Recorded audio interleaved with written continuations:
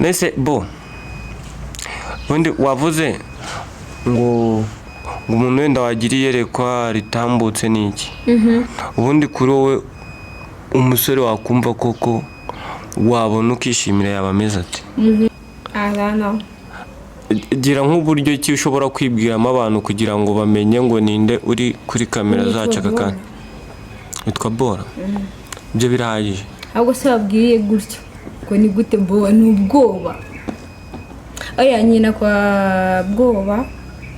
kandi mu kwikirana bya danje ewana sabu share comment bo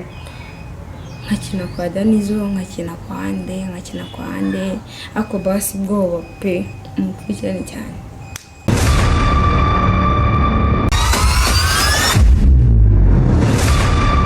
turabasuhuje bantu mukurikira bwoba studio amajyepfo amajyaruguru iburengerazuba ndetse n'iburasira bwaryo tutibagiwe n'umujyi wa Kigali. Mwiriwe mwaramutse bitewe naho muherereye giraga imbere yacu muri kuhabona umuntu sinzi bitewe naho waba muzi yatangira yibwiye abakurikiye bwoba studio. Tugwaye ikaze. Murakoze cyane. Nk'umuntu ukubonye bwa mbere aso n'ubwa mbere ra Arana gira nk'uburyo ki ushobora kwibwiramo abantu kugira ngo bamenye ngo ninde uri kuri kamera zacu aka kanya witwa Bora ibyo birahagije ahubwo se babwiye gutyo ngo ni gute Bora ni ubwoba oya nyina kwa bwoba kandi mu kwikirana bya danje ewana sabu share comment bo nkakina kwa Danizo nkakina kwa Ande ako basi bwoba pe mu kwikirana cyane.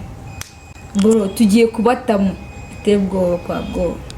wa mugani biteye ubwoba ni kwa bwoba tu Bora utangira kariyeri yawe yo kwa actinga byaje gute